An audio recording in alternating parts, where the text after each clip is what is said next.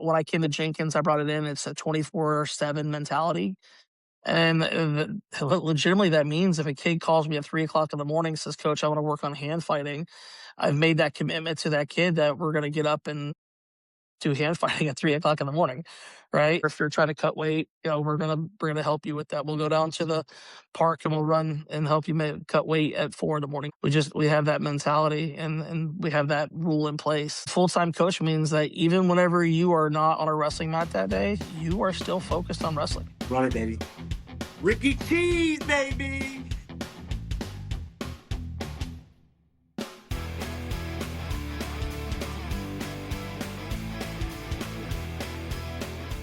Hey guys, it's your boy here, Ricky Cheese with the FloridaWrestling.com and the podcast Grinding for Greatness.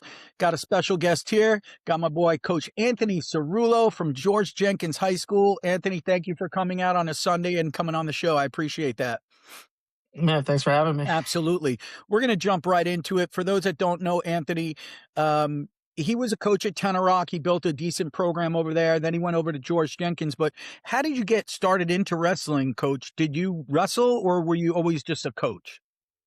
No, I wrestled in high school. I had a friend that moved down from Illinois that I was at Mulberry, and he came down from Illinois. He was in class with me, and we became friends. And he's like, "Hey, you should really come out and try wrestling." Yeah, I've been doing it since. He said he's been doing it since he was a kid. I came out and automatically just fell in love with it.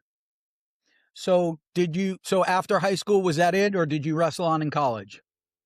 After high school, that was it. I had a couple opportunities, but it was one of those things where it was just tired of school. Yeah. I mean, and so Me too. just got back with helping with the high school program, and just was still just a drill partner for people or whatever the case is, and then just never could shake the coaching bug, I guess you could say. What made you decide to coach? You just something to stay into the sport? Like what was that all about? I just felt like my time with the sport wasn't over. Like I really feel like wrestling saved my life. Not that I was ever a really bad kid, but I hung out with some rough people at times, and I didn't have the greatest of home life, and there's a bunch of things that go into it. And I feel like wrestling was just my safe space, Okay. was my normal. So whenever high school ended, I was devastated. But it was just something to stay back and give back to the thing I think that saved me, and that was wrestling. And then, so Tenoroc comes around, offers you a head coaching job. Not the greatest of areas, I would imagine. It's kind of No. income school. What was the challenges with that? It had to be brutal. Yeah, I mean, honestly, the story starts before that. I started coaching at my alma mater, left there with the McKeel, became the head coach at McKeel for a couple Oh, I didn't know seasons. that. Yep. The new athletic director at Mulberry calls me up and says, "Hey, we want you to come back home." I'm like, "Yeah, let's do it." I leave McKeel after 2 years. I've had some success there, but um, went to go back home, and they got a new principal, and they didn't want any head coaches that were not teachers. No. So I did 1 year back at Mulberry. I had just had a brand new baby, my 9-year-old, and I was like, you know what? It might be time to just focus on being a dad or whatever the case is. And one of the kids I did privates for, um, he was at Tenoroc, and him and his mother blew me up. Like, hey, we need a coach. We need a coach. We need a coach. Like, no, I'm done. I'm done. I don't really want to go to Tenoroc because it's Tenoroc, right?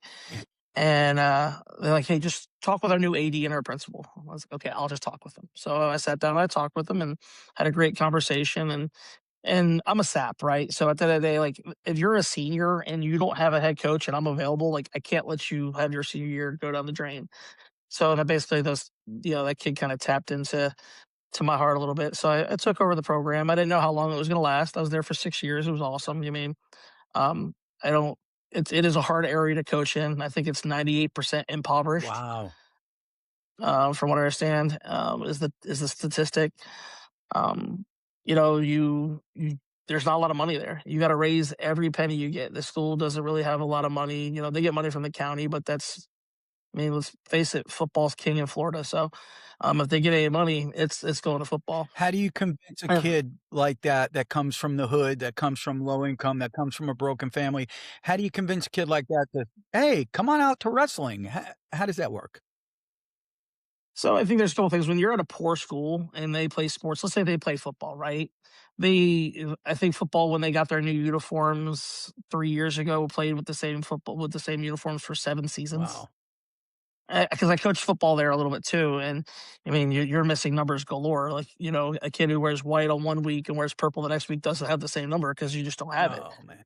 Um, so the one thing I did is I know kids love gear, right? Oh yeah.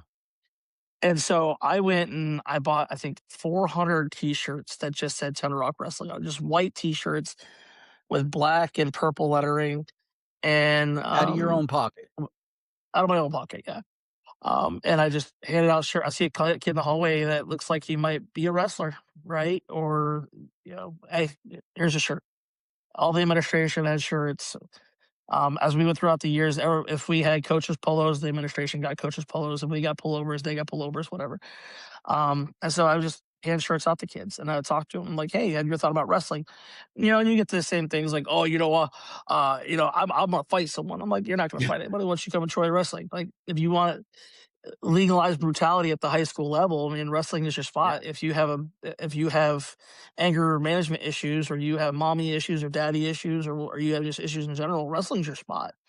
I say this all the time. Wrestling is the most inclusive sport in the world. Mm-hmm. It doesn't matter if you're black, you're white, you're Hispanic, you're gay, you're straight, you're bi, you're whatever it Right. is that you are. Wrestling is your home, True. right? Wrestling is your spot. I mean, and so just after a while, I started with 13 kids and other kid, and then we got brand new nice pullovers, and they got joggers and stuff like that. And other kids are like, "How do I get that stuff?" Well, you got to join the wrestling team. Mm. Okay, well, let me join the wrestling team. I'm okay. They come out. I mean, I was fortunate enough. My father-in-law donated our first year. He donated our singlets, because singlets they had for like 5 Yeah. years. They didn't have any extra large sizes. I think we had mediums. So if we had a heavyweight, he was sucking it in pretty big. Um, and so, my father-in-law, he was never going to donate to the school, but he's like, just send me the invoice. And I sent him the invoice, and he paid it, and we got nice brand new stuff, and it kind of built from there. I mean, and also I think the thing too is, like, in the world of advertising, I think slogans and things like that are Yeah. huge. And even to this day, like, we had the T-Rock Get Some, Yeah. and people still make fun of that to this day. But you know what? They remember it. Yeah. And those kids, those kids to this day, like, I'll talk to a kid who graduated in 2020, and we'll be joking around, and it'll be like, T-Rock Get Some. It's just a thing that they built around. Right. And it's something they remember, like you said. They may make fun of it, but they're saying it. They're still talking about it. Mhm. So what transpired that, without going into too much detail, that got you over to George Jenkins? Um, I'm a man of faith. I mean, I'm a very strong faith. I think anybody that knows me knows that. And somebody had turned me in for praying with my kids, even though the governor of the state of Florida says I can do this. But I had grown men tell me that I can't pray with my kids anymore. Wow. And I've never forced anybody to pray with us. I've always been very much of like, hey, listen, whatever it is that you believe in, you can either not be part of this, or you can pray off the side. Like, my assistant coach, he's agnostic, but he still understood the the importance of community and the importance of prayer. Right. And so it's something that we build on. It would be one of those things where if I was in a coaches meeting, if we're like in a seating meeting, in fact, the tournament that the guy saw and turned us in for, um, I was in the seating meeting. The kids waited for me to come out and pray to them, because it was part of our preparation, Yeah. right? The haze in the barn. Yeah. We were going to talk about what we're going to do today. We're going to get fired up. Nobody can beat us. Blah blah blah. Pray and go out there. So I think that was a huge factor in the whole thing. But at the end of the day, you guys, a tree outgrows its plot. Its pot, right? So Tenoroc was great. They were wonderful to me for years. It was a great place for me to really learn about myself as a coach and as a human being, and understand why I coach. I was understanding that I didn't never understand why I wanted to coach so badly. And then I was at Tenoroc, and I realized that God put me here to minister, right? To amplify his words and his deeds and his love, and to give back to kids, right? Give back to kids that, even though I didn't have a great home life, maybe even have a worse home life than I had, right? Or kids that could just need that little opportunity with someone believing in them and loving in them Yep. to push them forward. And I think that Tenoroc did that for me. And When I left Tenoroc, I didn't know what I was really going to do, but my 9 year old wanted to get into youth wrestling, and so the closest one to my house is Jenkins. And we just started going in there, and I've been friends with Gavin. I've known Gavin since he was 8 years old. I coached with his dad at Mulberry for 7 or 8 years, and I've known his dad forever. And so I've literally known Gavin since he was playing little league football. And so he's like, "Well, if you're here, why don't you just stay here and help out a little bit?" I'm like, "Okay." So of course, with me helping out a little bit means going full bore, and 2 days a week becomes 7 days a week, and helping out these three kids ends up helping out 103 kids, and it just kind of grew. What's the culture like over there? The funny thing is you're talking about the difference in schools. Going from a place like Tenoroc where those kids are really hardcore kids, right? Um, to you go to Jenkins where a lot of those kids they have a little bit better of a life. So getting them to understand that wrestling is still serious. It's fun, but it's still something serious because it's still battle. So when we got there, when I got there, Gavin was already doing such a great job of getting these kids to understand what it is to be really good wrestlers. I think the thing that I brought along was that community and that family, that love for one another, battling for one another. Heck, I have a kid that I was telling you before when we were texting. I have kids at Southeastern Regionals, and he lost his match and got eliminated, and he's upset. But his teammates coming up two behind him, and a lot of people, a lot of kids could be running off crying and moaning about how they lost, but he's sitting there, during the break, toweling down and giving water to his teammate. Nice. Like your tournament just ended, but you're sitting there helping your teammate and giving him Yeah. instruction. So that's huge. That's the type of thing that we've been able to grow as a community. There is that our family just keeps on growing. We keep on being all inclusive. We bring in everybody. We love everybody, and we know that we're just going to work our butts off to chase down those that are ahead of us. Yeah. You see these coaches out there, I call them part-time coaches, which is kind of Yeah. rare, but what I mean by that is they coach during the high school season and then the rest of Yep. the year they're with their family and that's great. But you're not a part-time coach, you're a full-time coach. Oh, W- Tell me what a full-time coach is. I mean, I know you don't stop. You're taking kids all over the country. Tell me a little bit about that and why you do that. so we have a hold on a second. Yes, let's go. My kid just made it to the third place match. Nice. Tech fall over a kid from Citrus. Um, we have a thing. I've always had this thing, and when I came to Jenkins, I brought it in. It's a 24/7 mentality, and legitimately that means if a kid calls me at 3 o'clock in the morning, says, "Coach, I want to work on hand fighting," I've made that commitment to that kid that we're going to get up and do hand fighting at 3 o'clock in the morning, right? Like we're gonna go up to the school or whatever. If you're trying to cut weight, we're gonna help you with that. We'll go down to the park and we'll run and help you cut weight at 4 in the morning, whatever it is. Like we have that mentality and we have that rule in place. A full time coach means that even whenever you are not on a wrestling mat that day, you are still focused on wrestling. You look at today. Today, I got to sleep in today for the first time in a long time, Yeah. but I'm watching the Southeastern Regionals, and honestly, not even just watching my kids. I'm watching kids from around the state and seeing how they're doing. Just because you just love the sport and you always just want to grow in it. And being a full time coach means that you don't know everything. You're never going to know everything. You're going to lean on amazing coaches like I have, like Danny Walker and David Mason and guys like that you just lean on. But at the end of the day, like you're just always studying, you're always working, you're always grinding, you're always trying to figure something out. Great. What do we got to do to catch Lake Gibson? Danny Walker retire and everybody move out. No. So I It think it's feels just that way. consistency. Feels that way. Well, Danny's been there for 20 years and he has just built such a great foundation. And he has a great foundation of family. I learned that from him, right? So being in his room when I was at Tenor Rock and Probably being the only Lake Gibson fan in the whole county outside of people from Lake Gibson. We spent a lot of time there, and I spent a lot of time on the phone with Danny, and I've talked with him a ton, and it's just that, it's that camaraderie and that building of family, right? You know, and he it didn't happen overnight for him, Oh, right? And no. he's Look how many years he played bridesmaid to Brandon. yeah, right. And so it's, it could have been easy for him to give up at any time, but once again, full time coach. This is his life. And so he wasn't going to go down like that, and I can always appreciate that. And so he's just, you know, catching Lake Gibson's just going to take time, you know, and it's just going to take just consistency and in our approach and evolution, and keep on growing our youth program because that's huge, and growing our middle school program, and just making sure the kids that know how to wrestle in Polk County understand that there's not just one place to go, right? How You know, man. important is youth program?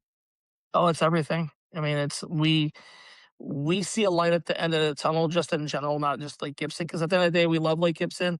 They're a great thing to chase after.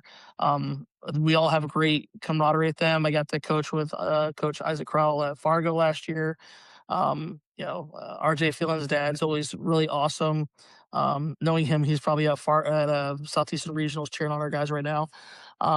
So they could win a two-way state title, and we get a three-A state title, and everybody can be happy. But it's a Absolutely. great thing that it's a great thing to push for. But the youth program gives us a light at the end of the tunnel to where we can make some more noise. And we finished in the top 10 the last 2 years, and that's awesome. But that's not the goal, right? And so we have some really good youth girls. We have some really good youth boys coming up. We have some kids that are putting a lot of work in, and we're just, seems like every week we got another one or two kids coming in the room trying to learn a sport of wrestling. And so Yeah. for us, it's just, what's that comes out of that consistency in our approach, and just keep on pushing out the great word of wrestling out there. Yep, absolutely. So this past April 19th, we had the second annual Kings of Florida and Queens of Florida, and you were the head coach for the 3A squad. First of all, talk to me about how much fun that was for you, if it was fun, and what it meant to be named head coach for 3A, all of 3A. I mean, we could have chosen, there was a million coaches, Yes. but we went to you. I just assumed everybody told you no, and you're like, well, he's local. I'll pick him. Not at all. No, just teasing. No, man, it was awesome. I was, very taken back and very humbled by you guys asking me to be the head coach. It was completely awesome. One of the things I love about being like on Team Florida and stuff like that is you get to know these different kids. Right. So like Kevin McLean, like I got to know him really good at Fargo last year. Yeah. I was in his corner for a couple matches and whatnot. So it was awesome having him on the team. Hmm. Man, Donovan Jenkins. I mean, I know the whole rigmarole, well, not him missing weight or whatever, but man, what a great kid! What a gladiator! Just getting to know a lot of these kids, like the Vlad Chichovsky and whatnot. And then honestly, get to have three of my own kids on there with Khalib, and he'll be there again next year. I'm telling you, he's gonna place this year. I know it's gonna happen. Weeb opened my eyes. Yeah, he opened up a lot of Opened people's my eyes. eyes. Oh yeah. I Yep, can't wait to watch him this year. What grade is he in? he's gonna be a senior. Okay, so he's got his last year. Man, that kid's whatever you've done with him, you're doing a hell of a job. Because I appreciate it. holy shit. Talk to me about the Ray Shaw effect. What is that? The racial effect, yeah. So the racial effect is that and for anybody that knows him as a great wrestler, it's unfortunate that they don't know him as a great person. And Ray is just one of the most helpful Johnny in the spot people that you'll ever meet. If we're having a cookout at the house and the trash isn't taken out, Ray will take out the trash, right? Or if there's a teammate that needs a pair of shoes, Ray will give him a pair of shoes. If somebody needs technique, like the other night, he stayed after with the youth and worked in a group of like three kids that wanted to win their county title for the middle school this weekend, and worked Yeah. with them one on one. Like just took time out of his own time. Like he's done with school. He doesn't. He signed with UVA. He could be like, I'm not going to go get the extra work in, but he comes in and he's working with the youth. Um, the racial effect is he's just his personality and his work ethic and his strength and his mental toughness and his just overall love for God and love for the sport is infectious. So he could win zero state titles and could be wrestling nowhere in college, and could have lost every match that he wrestled in a George Jenkins singlet, and we would still be we'd still be the ones that benefited the most from having him around. Wow, that's We'd be the awesome. lucky ones. So with all that being said, what's it gonna be like to lose a kid like that? Yeah, I think it's one of those things like we know that one kid's not going to jump up and just take over that, right? We're fortunate that we have kids like Andrew Taylor, who's coming back for his senior year. He's ready to take that next step. We have a kid named Kyle Gay who came just short of making it to state, who's probably him and Khalib have benefited the most from the Rayshaw effect. They worked a lot one on one with him. I mean, Kyle right now is in the finals of the Greco Nice. for at the Southeastern Regionals, right? I mean, we got Khalib that's ready to take up and get on the podium, and we actually have two kids that just could not. Obviously, they're behind Raymond, so they can't do anything. That wrestled at our county tournament and both placed. Wow. And so and took home medals at the county tournament. Obviously, Ray won it, but I mean they took third. One took third, and one went to 250, went to 175, and took third. So we got some solid kids. Like we're not just Raymond Shaw show. Like and it's hard to overcome that being a program that hasn't had a lot of like a ton of state championship success, and you have a horse like Ray come in and really just buy completely into the system. But we've got a we might not murder you with that one atomic bomb of Ray Shaw this year, but we'll murder you by a death of a thousand cuts. Yeah, So we nice. got a lot of kids ready to go scrap. Is he your first and only state champ, or you've had other He, state champs? he is my first and only state champ. Yeah. So Nice. I had a kid a couple of years ago, DJ Gillen, who was picked to Yeah, win everything, and then he was at Tenoroc, and Tenoroc's never won anything, and I guess I did not pay attention to uh, what was going on at the school level of putting pressure on him. So I wasn't diffusing that.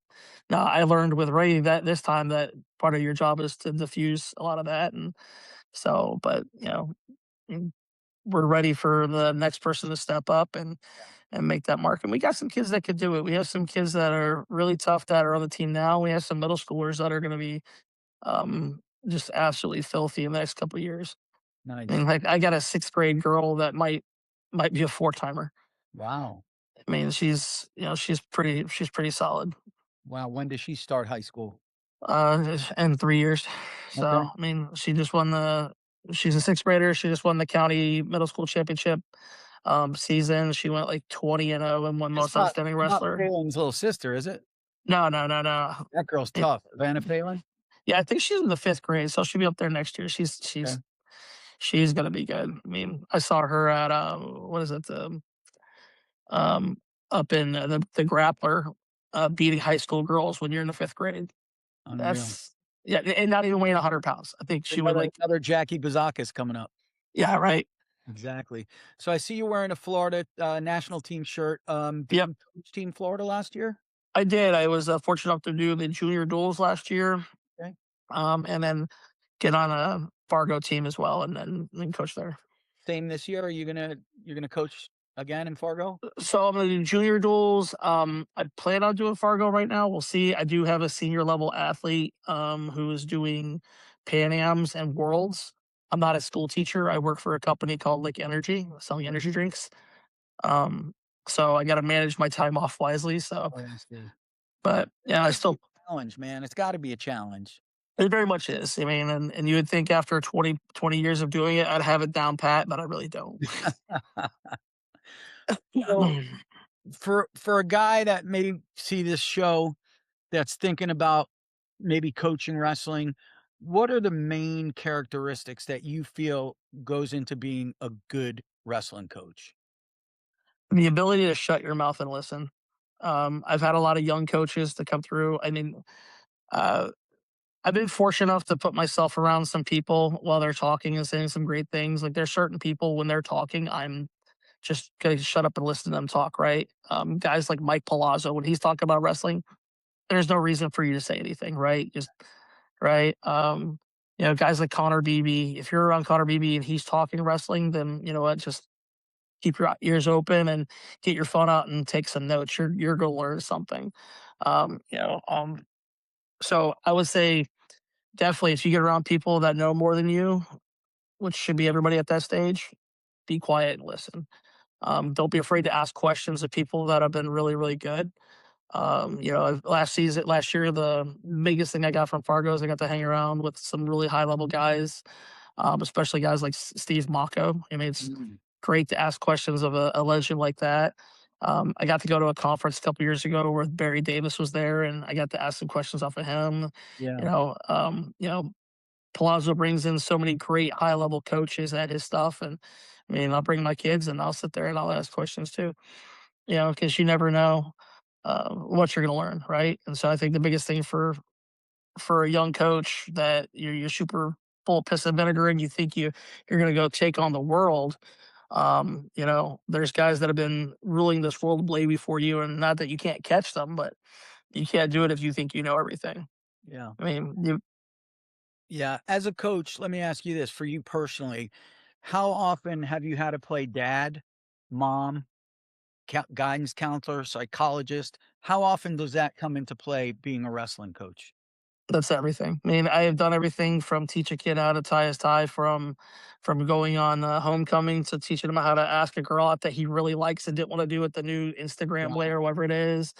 To I mean, I had a female wrestler a couple years ago who um, I drove her and her prom date to prom in my jacked up pickup truck because she's a country girl and that's what she wanted to go in, right? You're gonna have kids come to you. I've had kids call me in the middle of the night, "Hey, my stepdad is whooping up on my mom, man. I can't stay here. What can I do?" You know what I mean? And you're not supposed to, but you help those kids. Right. And you're everybody's everything when it comes to coaching wrestling. And I coach football, and it's not it's a fun sport to coach, but you're not that same way in football, Right. right? In football, to them you're a vessel to help get them to the next level of the sport. Where in wrestling, you're the vessel to get your athletes to the next level of life, and that What might do you think be that is with wrestling? Why do you think that it's is? a personal sport. What other sport is there where your coach can beat the brakes off you at practice and never get in trouble? Good point. Right? I mean, we've all been there. You've been a coach, right? So I mean, you've had kids that are acting out of pocket in class, and you get that text message, or maybe at that time, email or phone call or whatever. And what does that kid usually become? He's your practice partner for the day, Right. right? And it's not for you to embarrass him, but it's for him to understand that you love him, you care about him, and there's repercussions to what you do, Yep. right? But at the same time, if that kid's hungry, you're gonna feed him. If that kid is cold, you're gonna give him the shirt off your back. Of If that course. kid doesn't have, how many pairs of wrestling shoes I've bought in my career? Mm, I bet I've owned 500 pairs of wrestling shoes, and I think I can only find one right now, right? mm, So I mean, it's just it's part of it, right? It's such a personal sport. It's such a sport of love and compassion and strength and conviction and integrity and humility and honesty and just all the things that you want a human being to be in this world, the things that you want them to learn, they learn through the sport of wrestling. yeah. I I mean, tell even the coaches that they say that are sorry about that, even the coaches that people look at and be like, man, that guy just wants to win. He wants to win, but he also wants his kids to win in life. right. And you can't say that in every sport. That's true. No, that's a very good point. Forgot what I was gonna say to you. Oh, I always tell kids the sport of wrestling, you will make lifelong friends. Like, I'm 58 years old. I still, to this day, talk with kids that I wrestled with when I was 12. I mean, to this day. So it's a true statement. You do make lifelong friends. As a coach, have you made any lifelong friends as a coach? Forget about back when you were wrestling, but as a Mhm. coach, you have guys now that you coach with that you're like, yeah, that guy's gonna be my friend for life. Yeah, I mean, honestly, the group that we have now at Jenkins is awesome. One of them I brought over from Tenoroc, Devon Williams. I mean, he was the guy that ever wrestled in high school. He was a football guy, but he understood coaching, and he coached for the same reasons I coach. Yeah, Right? That's always super important. If you have a guy that just wants to win, but doesn't care about the kids, it's not a good fit. right. So I brought him over, and he and I have been, tight ever since. I mean, and even though he's focusing more on football now because he's a big time defensive coordinator for a high level program. Excuse me.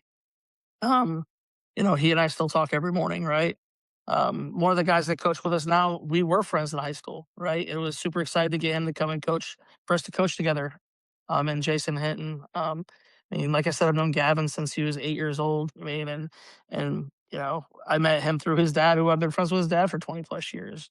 I mean, heck, the girl that we added the second half of this year that we just kind of tripped into, that was a Pennsylvania state champion who I'm now taking to the U23 Pan Ams and Worlds the next one once. Like, I mean, she's super close with everybody and she's a good friend. So, and we just have so many, wrestling just builds bonds beyond any other, right? You know what I mean?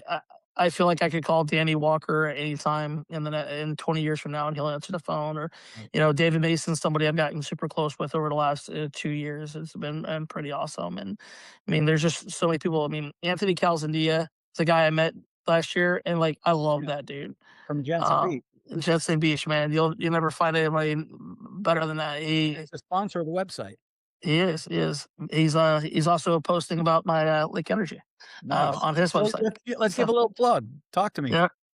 So Lake Energy is a new energy drink in the market. You'll find it right now at 7-Elevens mainly. We'll be at racetracks here shortly. We have 4 different flavors. No sugar, 180 grams of caffeine, but it comes from tea cream, so it's not like chemically or chemically made in a lab. So it's just stuff. All 4 of our flavors are absolutely awesome. Just a great people. The CEO of the company, he's a football guy, but he understands about sports. He loves the wrestling aspect of it. The owner of the company wrestled up in Wisconsin. That's where the HR part of the company is, but the rest of it is down here in West Palm Beach. So not How that long far have you from been you. working for them? I just started about a month ago. They just started releasing it down here. I worked at Bang for 5 years. Yeah, I I know. actually, yeah, I worked with Wisdom's dad worked at Bang as well. Oh, I didn't know Um, that. yeah, he worked there for a long time too. So the guy just they started launched down here. The COO Gene reaches out to me and said, "Hey man, you were a pretty good sales rep and a leader for us. You want to jump on with this?" I said, "Let's go." So gives me more freedom to coach. You do. You just go to different places and pitch the drink and try to get it in the store? Right now, yeah, because we're the grassroots part of it, so we're just going to the stores and just, but hey, right now we're giving out free product. The stores just get it in, and Yeah. so. But if you see us at a wrestling tournament, you see a Jenkins got a wrestling tournament, we had it on us, and we'll hand it out. We're trying to get in hands. So that's what I did with Bang. Bang got huge in our community because literally I was just putting it in everybody's hands. And I don't know if you know about this wrestling coaches, they really like their caffeine. Yeah. And Yeah, I free mean, shit. and free shit. For stuff, so. Mostly the free shit, these You wrestlers. know, I like to think the product's good too. Absolutely. All right, another thing that I wanted to ask you about, how important is girls wrestling? Oh, it's absolutely everything. Uh, it is breathe fresh air into our sport, A breath right? of fresh yeah, Yep, is something that I think that we needed. The camaraderie that girls wrestling brings, it's crazy. um, it is crazy, right? And then as a coach, the thing is, as a coach, you do have to deal with a whole different aspect of things that you do with the boys, right? Yeah, Girls are crazy, in a good way, but they're crazy. They're fun, but uh, I think that it is upped our game as coaches to have to diversify how we coach and how we do things and maybe how we talk, right? Like, I mean, how we, room full of boys and how we talk there. You can't say the things that you were said 10 years ago, right? right. You have to change how you speak and how you talk, and even in the world today, you should do that anyway, right? It's evolved into a certain thing. So, but I still think it teaches you to coach in a different fashion because boys, you go, hey, we're going to show this 3 times, and then you're going to go in your group, and depending on how you coach, you might break it down by steps, or you might like you go ahead and do it on your own accord, or whatever the case is. It doesn't work that way with girls, right? I tried that my first year with the girls, and it didn't work very long, and I had to very change how I coach, right? Because they're going to ask very specific questions about what you're showing them. And so something you might have done 5 billion times in your life and not thinking about it, now you got to actually think about every single step that you're showing. Mhm. And I think it elevates now how you coach the boys because the boys get better because now you're not instead of showing, hey, we're going to do this to this, right? You get in a mode where you go from A, B to Z and you skip so many other steps. Now you're actually have to speak it out and go, okay, we're going to go to A to B to C to D to E. And I think it just makes everybody better. And there's different challenges too with girls. I mean, just like biological challenges. Like Yeah. if a girl is about to have her period and she gets bloated, she can't make weight. I mean, these are real challenges that coaches have to deal Oh with. yeah, when I started coaching girls, obviously my med bag changed a little bit, and I had to start carrying tampons and stuff like that. You know what I mean? Things that you didn't think about, right? You used to carry them for Uh, nosebleeds. Now you're carrying yeah, them. for yeah, for other stuff. Um, you know, I I there's some biological challenges. I will say this, right? I think the one thing that you have to learn as a guys coach, um, is that the girls will play you a little bit, right?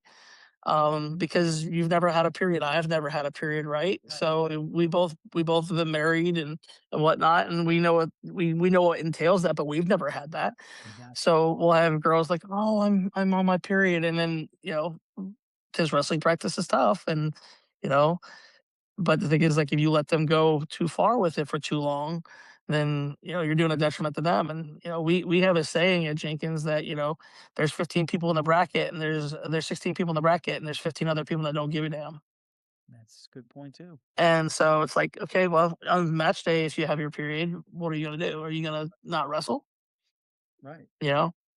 And so it's just, I think it's also another chance to be able to prepare them for life as well, right? I mean, I know everybody's menstrual cycle and everything. That's probably a little bit harsher than others, right? I've dated girls that have been, that are different than maybe how my wife's is now, Right. Right. right? It's a thing, but I think it's just not letting them back down on themselves whenever they feel pain, right? Or they have the reason to, right? Because I mean, listen, what they go through to during that time of the month, like I've never experienced that, and then it seems like a legit reason to be like, I'm not leaving the house for a week, right? Like, you know, so I would understand, but That's awesome.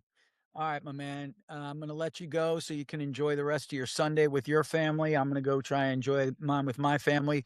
Thank you so much for coming on the Grinding for Greatness show with Ricky Cheese. I really appreciate it. Of course, if you need anything, hit me up. You know that. yes, sir, man. I'm so happy to have you as part of the wrestling community, and So, and then I mean, just you do great things. I know Jordan's done great things with you guys, and yeah. Alex, obviously Alex, Alex. I mean, we're talking about 21. Is even 21 yet? I don't even think he's Year old, yet. yeah, 20-year-old dynamo man, just taking his passion of sport and trying to do great things with it, man. So I just, He is. He's not trying. He's doing it. He's like one of my closest friends. I'm 58 years old. The kid's 20 years old. I look at him as he's one of my peers because yeah, he's so mature beyond his years, this kid. yeah, He really is. I just love the guy. But anyways, have a great Sunday. If you need anything, hit me up. But we'll talk again soon. yes, sir. Thank you so much.